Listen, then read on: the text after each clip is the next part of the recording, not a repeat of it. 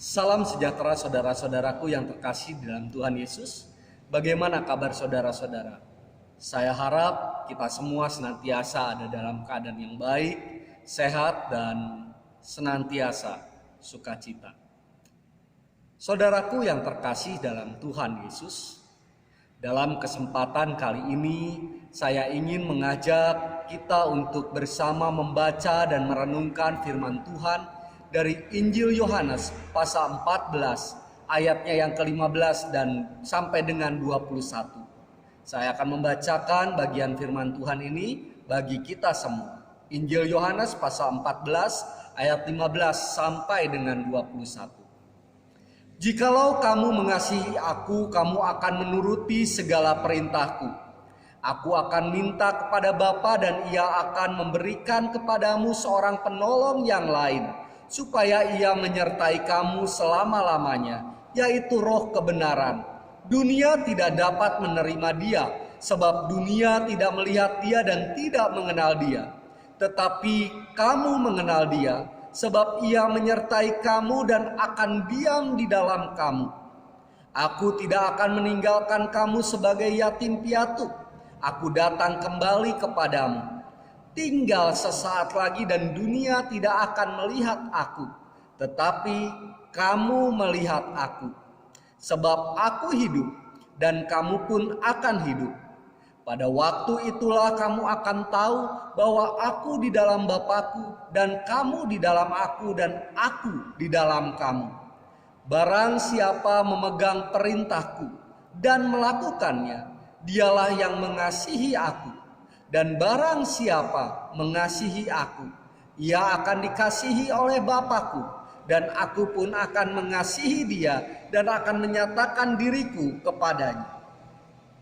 Saudara-saudaraku yang terkasih dalam Tuhan Yesus Kristus, sekitar tahun 80-an ada sebuah tembang yang sempat hits. Liriknya kurang lebih seperti ini.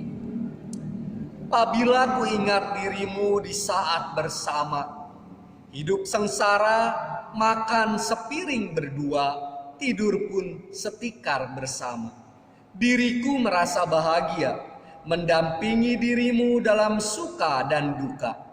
Walaupun hujan, basah berdua, demi cinta aku pun rela. Siapa yang tahu judul tembang tersebut? Ya, benar. Lagu Sepiring Berdua yang sempat dipopulerkan oleh seorang penyanyi yang bernama Ida Laila. Saudaraku yang terkasih, tembang sederhana itu mengungkapkan betapa kuatnya cinta. Cinta menyatukan dua pribadi yang berbeda. Cinta menyingkirkan perbedaan yang ada. Cinta bahkan memampukan seseorang untuk melewati tantangan dan penderitaan yang menghadap. Cinta ternyata juga merupakan alasan Allah menyelamatkan kita manusia. Injil Yohanes pasal 3 ayat 16 mengatakan, karena begitu besar kasih Allah akan dunia ini, sehingga ia mengaruniakan anaknya yang tunggal, supaya setiap orang yang percaya kepadanya tidak binasa, melainkan beroleh hidup yang kekal.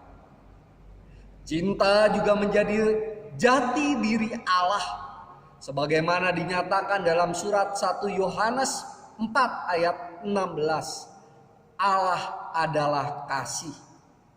Dan juga dinyatakan setiap orang yang mengasihi lahir dari Allah dan mengenal Allah. 1 Yohanes 4 ayat 7c dan 8. Tidak mengherankan bila Tuhan Yesus pun menasihati agar murid-muridnya senantiasa hidup dalam kasih. Aku memberikan perintah baru kepadamu, yaitu supaya kamu saling mengasihi sama seperti aku telah mengasihi kamu, demikian pula kamu harus saling mengasihi. Dengan demikian semua orang akan tahu bahwa kamu adalah murid-muridku, yaitu jikalau kamu saling mengasihi. Yohanes 13 ayat 34 dan 35. Sayangnya saudara-saudaraku, mencintai atau mengasihi seperti Tuhan Yesus ternyata tidak mudah. Betul kan? Baru mau mengasihi, ada saja orang-orang atau pribadi-pribadi yang membuat kita kesal atau emosi. Belum lagi kerelaan untuk berkorban bagi orang lain. Hal tersebut membuat kasih seperti yang Tuhan Yesus ajarkan tampak mustahil untuk kita praktekkan. Alih-alih mengasihi, para pengikut Yesus justru saling benci. Kelompok yang satu menganggap diri lebih unggul, lebih benar dari kelompok yang lain. Pribadi yang satu menganggap diri lebih baik, lebih benar daripada pribadi yang lain. Padahal kelompok-kelompok itu sama-sama anggota tubuh Kristus yang disatukan di dalam Kristus. Dan pribadi-pribadi itu adalah satu tubuh yang dipersatukan dalam pernikahan kudus. Saudara-saudaraku, wajar jika dalam tanda kutip, dalam tanda petik, saya menangkap nada kekhawatiran ketika Tuhan Yesus mau meninggalkan para murid. Injil Yohanes pasal 14 ayat 15 dikatakan, "Jikalau kamu mengasihi aku, kamu akan menuruti segala perintahku." Saudara, dari ayat ini saya kok menangkap Yesus khawatir ketika mau meninggalkan para murid. Yesus sedikit takut ketika mau meninggalkan para murid. Sekalipun Yesus gak khawatir dan takut, tapi saya menangkap nada itu. Kenapa?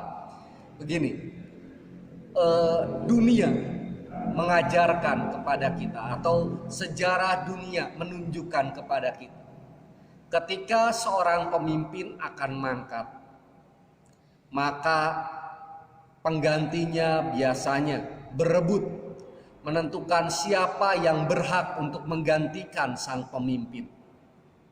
Nah, mungkin hal yang sama juga dirasakan oleh Tuhan Yesus.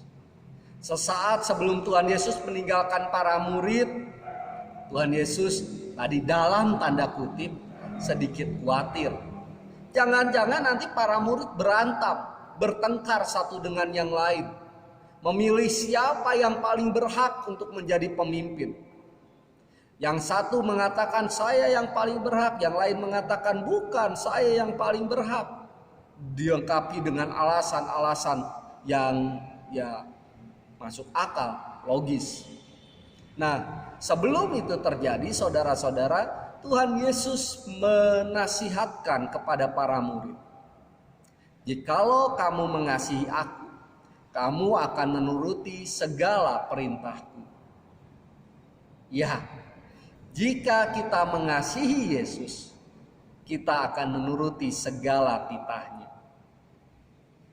Jika kita mengasihi Yesus, kita akan berhenti memusuhi orang lain atau anggota jemaat yang lain. Jika kita mengasihi Yesus, kita tidak akan menjadi orang-orang yang egois. Dengan begitu, terang Kristus memancar ke seluruh dunia. Bukan saja ke seluruh jemaat, bukan saja ke seluruh umat, tapi ke seluruh dunia. Dan semua orang tentu akan menerima siapapun yang akan jadi pemimpin mereka. "Jikalau kamu mengasihi aku, kamu akan menuruti segala perintah." Kalimat ini disampaikan oleh Tuhan Yesus sesaat sebelum ia pergi. Para murid tahu Yesus akan segera meninggalkan mereka. Pada pasal 13 dari Injil Yohanes, Tuhan Yesus sudah menyampaikan rencana itu kepada para murid. Di pasal 14 ia kembali menegaskan bahwa waktu kepergiannya semakin dekat. Tinggal sesaat lagi dan dunia tidak akan melihat aku. Yesus akan pergi meninggalkan dunia ini. Itu berarti Yesus tidak akan ada lagi di dunia ini. Orang-orang tidak bisa melihat lagi Yesus secara ragawi. Itu juga berarti bahwa tidak ada lagi orang yang murah hati seperti Yesus. Tidak ada lagi tabib yang maha baik seperti Yesus. Nah, meskipun Yesus tidak lagi berjalan, mengajar, menyembuhkan orang sakit dan membuat aneka macam mukjizat, tapi ia tidak akan meninggalkan murid-muridnya. Murid-murid Yesus bahkan akan mampu melihat Yesus sebab Yesus hidup di dalam diri mereka. Aku hidup dan kamu pun akan hidup. Saudaraku yang terkasih, Kitab suci kerap berbicara mengenai hidup. Tentu ini bukan hidup dalam pengertian biasa, di mana sesuatu dikatakan hidup apabila ia bernafas, bertumbuh atau berkembang biak. Hidup dalam pengertian kitab suci jauh lebih agung. Yesus hidup, ia telah mengalahkan maut. Yesus yang hidup kini menjamin hidup setiap orang yang percaya kepadanya. Sama seperti Yesus hidup, kita pun akan hidup. Dan selama Yesus hidup, tidak ada yang dapat merampas hidup itu dari kita. Bagaimana hal itu bisa terjadi? Jawabnya sederhana, saudara-saudaraku. Ketika seseorang mengaku percaya kepada Yesus dan menerima Yesus secara pribadi, ia sesungguhnya terhisap dalam tubuh Kristus. Ia menjadi salah seorang anggota tubuh Kristus, yaitu persekutuan orang percaya, di mana Yesus Kristus menjadi kepalanya. Sebagai sang kepala, Tuhan Yesus menjamin kehidupan anggota tubuhnya tanpa terkecuali. Satu-satunya cara untuk membinasakan anggota tubuh adalah bila sang kepala binasa. Tapi hal itu tentu tidak mungkin. Mengapa? Karena Yesus sudah mengalahkan maut. Yesus hidup. Karena itu ia juga menjamin kehidupan kita akan selalu baru. Dengan kuasanya yang menghidupkan, ia memurnikan kita dari kuasa-kuasa dosa, sehingga hari-hari kita senantiasa baru. Beberapa orang bertanya kepada saya, Pak Pendeta, apakah seseorang yang sudah bertobat tidak mungkin kembali jatuh dalam dosa? Apakah seseorang yang sudah mengaku dosa, percaya kepada Kristus dan meninggalkan dosa-dosanya tidak mungkin lagi menjadi milik iblis? Atau seseorang yang sudah menjadi milik Kristus, apakah masih mungkin direbut oleh iblis? Saudaraku yang terkasih, jawaban saya sangat sederhana. Selama kita masih hidup di dunia ini, kuasa dosa masih membayangi kita. Artinya tidak ada jaminan bahwa seseorang bisa benar-benar tidak melakukan dosa lagi sekalipun ia sudah bertobat. Akan tetapi, Yesus Kristus menjamin keselamatan kita. Sebab sebagai kepala, Yesus tentu akan merawat dan memperhatikan kita. Ia akan menolong kita meninggalkan hal-hal yang jahat yang ada di dalam diri kita. Dan dengan demikian ia akan menjaga kita agar kita dapat berperan sesuai dengan panggilan kita. Selain itu, bukankah Tuhan juga berfirman dalam kitab Roma pasal 8 ayat 38 dan 39. Sebab aku yakin bahwa baik maut maupun hidup, baik malaikat-malaikat maupun pemerintah-pemerintah, baik yang ada sekarang maupun yang akan datang, atau kuasa-kuasa baik yang di atas maupun yang di bawah, atau sesuatu makhluk lain, tidak akan dapat memisahkan kita dari kasih Allah yang ada di dalam Kristus Yesus Tuhan kita. Yesus hidup. Itu juga berarti bahwa ada jaminan bahwa setiap orang yang percaya kepadanya akan hidup sama seperti ia hidup. Sama seperti ia yang dibangkitkan dari antara orang mati untuk hidup kekal, demikian juga orang-orang yang percaya kepadanya. Ketika sangkakala berbunyi dan akhir zaman tiba, ia akan datang kembali. Dan orang-orang yang percaya kepadanya akan dibangkitkan dan dibawanya ke surga. Di sana semua orang yang percaya kepada Kristus akan mengalami sukacita abadi. Nah saudaraku, inilah rahasia yang Allah nyatakan kepada kita. Benar bahwa saat ini kita kerap menghadapi banyak tantangan, ancaman, bahkan fitnahan. Saat ini kita sering merasa tidak bisa merasakan damai sejahtera. Namun jangan gelisah, jangan khawatir dan jangan takut. Percaya saja kepada Kristus. Sebab semua derita dan aniaya itu akan berakhir. Saat ia datang kembali, keadilan akan ditegakkan dan kebenaran akan dinyatakan. Orang-orang yang percaya kepadanya akan mengalami keselamatan yang sempurna. Saudaraku yang terkasih, sesungguhnya ada satu lagi rahasia yang Yesus sampaikan dalam perikop ini. Yaitu setiap orang yang mengasihi Yesus, mereka pasti melakukan perintah Yesus. Mengasihi Yesus berarti mengerjakan perintahnya. Saya sering mendengar saudara-saudara, ada sebagian orang yang mungkin menganggap bahwa menjadi pengikut Yesus yang sejati berarti menjadi anggota gereja tertentu. Gereja yang benar. Gereja yang berdasarkan kepada pengajaran Yesus Kristus. Atau menjadi pengikut Tuhan yang sejati berarti hafal isi kitab suci dan pandai menjelaskan makna kitab suci itu kepada orang lain.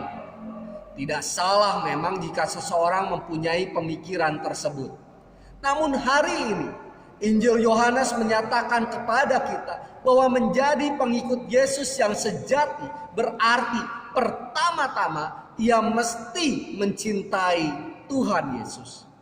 Dan yang kedua, karena ia mencintai Tuhan Yesus, maka ia melakukan atau ia pasti melakukan segala sesuatu yang Tuhan Yesus ajarkan.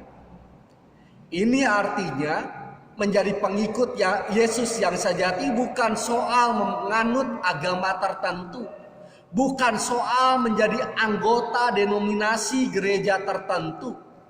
Menjadi pengikut Yesus yang sejati adalah tentang apakah seseorang bersedia melakukan segala sesuatu yang Tuhan Yesus ajarkan. Sebagai contoh saudara-saudara, saya ambil sebuah contoh. Suatu kali saudara melihat seseorang yang ada dalam keadaan susah. Misalnya kelaparan. Saudara iba, hati saudara tergerak oleh belas kasihan. Dan saudara berniat untuk menolong orang tersebut. Namun sebelum saudara melakukannya, saudara berasumsi dalam batin. Kalau saya menolong orang itu, lalu dia melukai saya, bagaimana? Atau saudara mengamati fisik orang tersebut dan melihat bahwa fisik orang itu masih muda, masih kuat. Karena ia masih muda, karena fisiknya masih kuat, seharusnya ia mencari pekerjaan dan bekerja. Bukan malah diam dan meminta-minta seperti itu. Pertanyaan saya, apakah dengan melakukan semua itu saudara sudah berbuat baik? Bagi saya, belum. Itu artinya niat baik yang tidak dibarengi dengan tindakan atau aksi yang baik adalah sebuah kesia-siaan. Bahkan dalam contoh tadi, niat yang tidak dibarengi dengan aksi berakhir dengan pikiran yang najis yang membuat kita jatuh dalam dosa. Demikian juga halnya dengan percaya kepada Yesus atau mencintai Yesus. Saudara boleh saja hafal ayat-ayat Alkitab yang berkaitan dengan Tuhan Yesus dan segala pengajarannya. Saudara boleh saja hafal apa yang Yesus lakukan dan bisa menjelaskan maknanya kepada orang lain. Tapi bila saudara tidak melakukannya, semua pemahaman saudara tentang Yesus akan sia-sia. Mencintai Yesus berarti melakukan segala yang Ia ajarkan. Dan apakah itu? Bukan hal yang sulit tentunya.